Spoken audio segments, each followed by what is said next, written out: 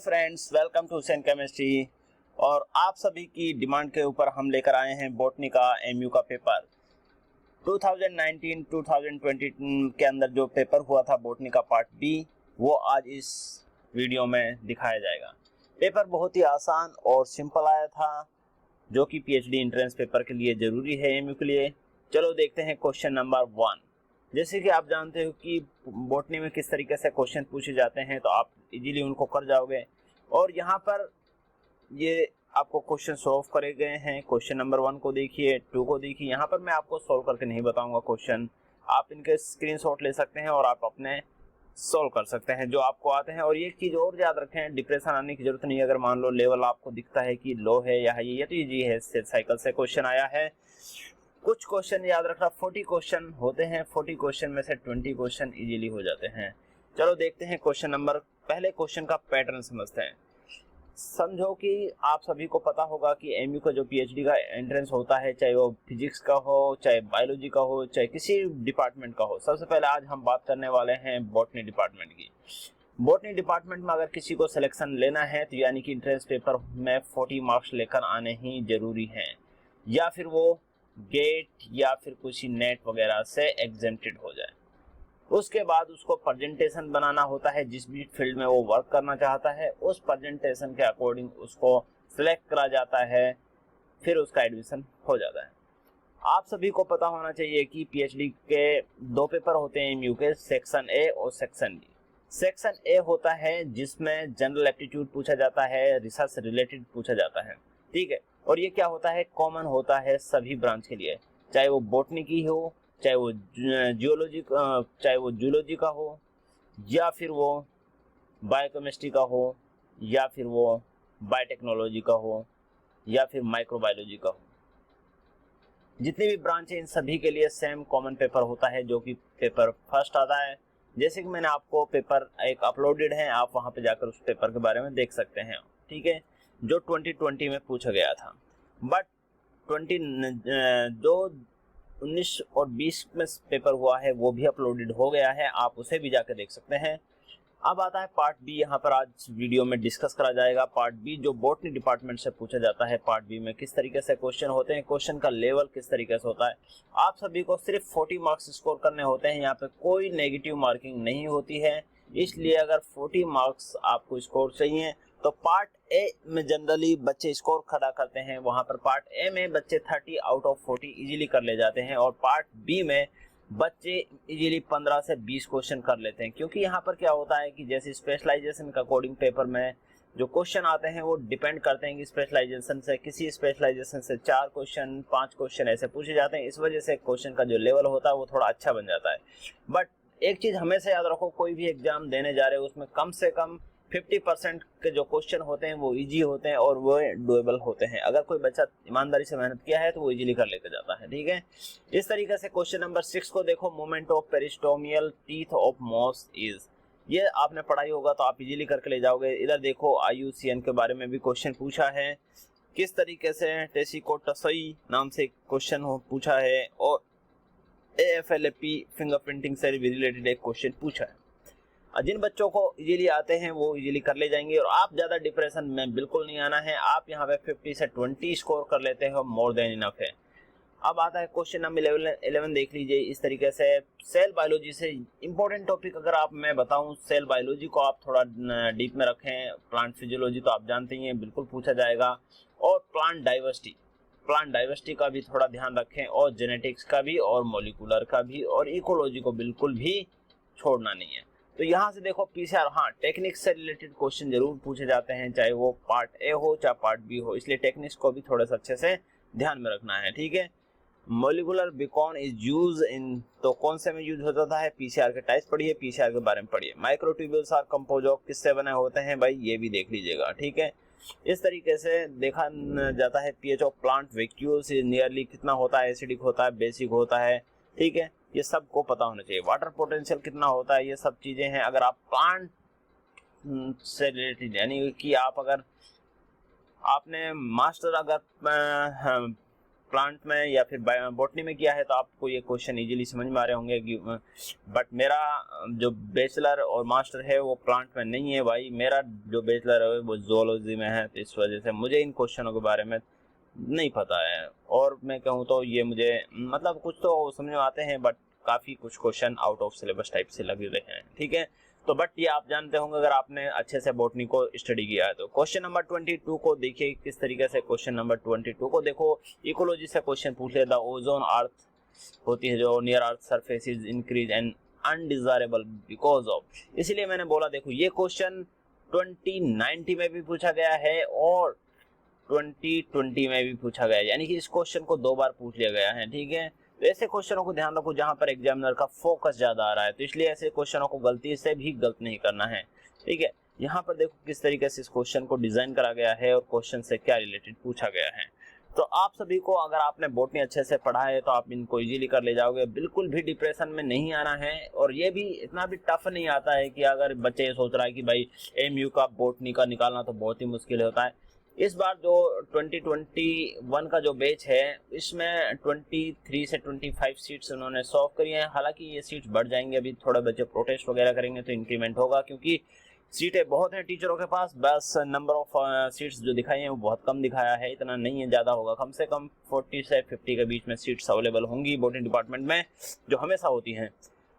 अब आते हैं किस तरीके से।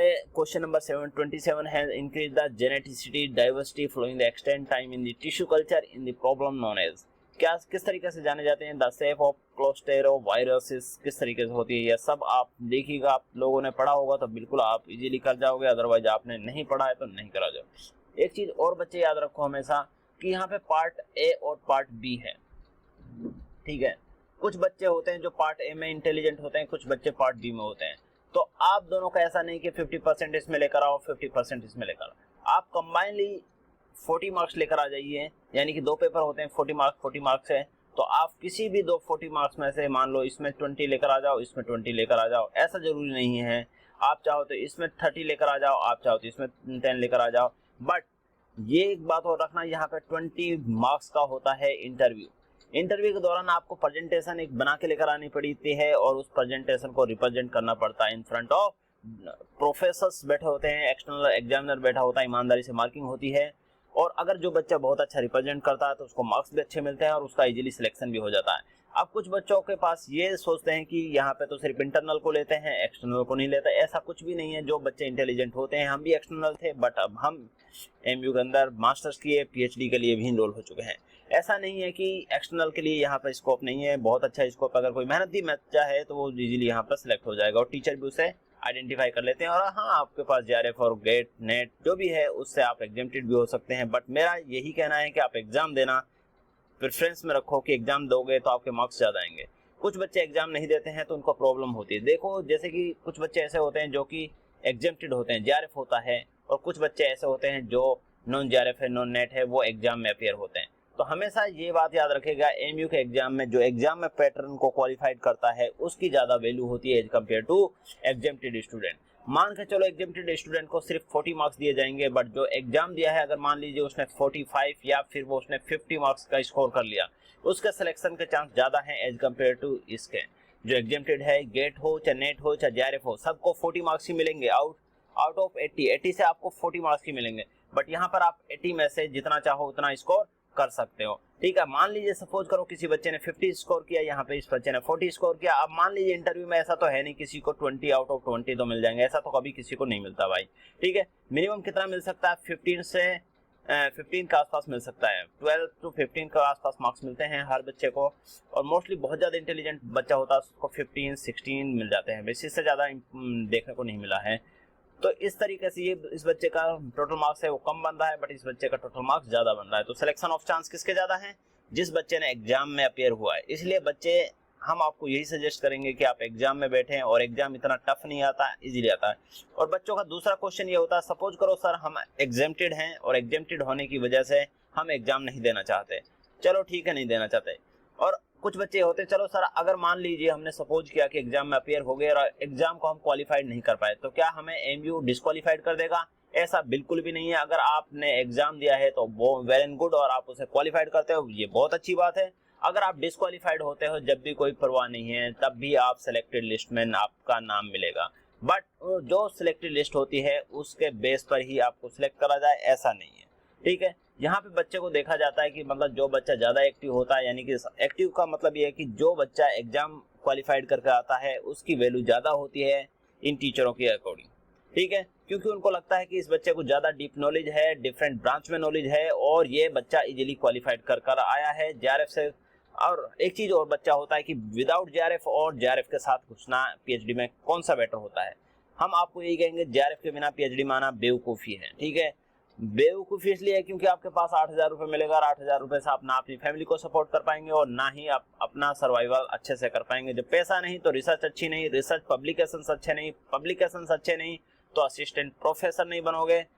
हालांकि जैक लगा के बनना या फिर कहीं ऐसा ऊपर वाले ने आपके लिए लिखा है कि वो इजीली मिल जाए, बहुत होता है। कई बार क्या होता है बट बच्चे पेपर छाप ही लेते हैं, जो मेहनत करता है उसका पेपर आता ही आता है, ठीक है। अब आते हैं क्वेश्चन नंबर 32 को, देखिए कि किस तरीके से इसको कहा है मैच द फॉलोइंग से रिलेटेड। एक दो क्वेश्चन जरूर आते हैं इस तरीके से, ठीक है।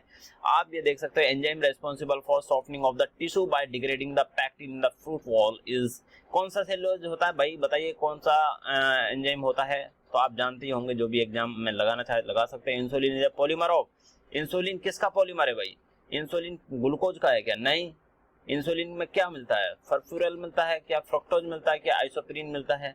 आपको जो सूटेबल लगे वो आंसर आप चेक कर लीजिएगा, क्योंकि मैं हूँ डिपार्टमेंट ऑफ जोलॉजी का तो मुझे इसके बारे में थोड़ा इन्फॉर्मेशन कम है, ठीक है।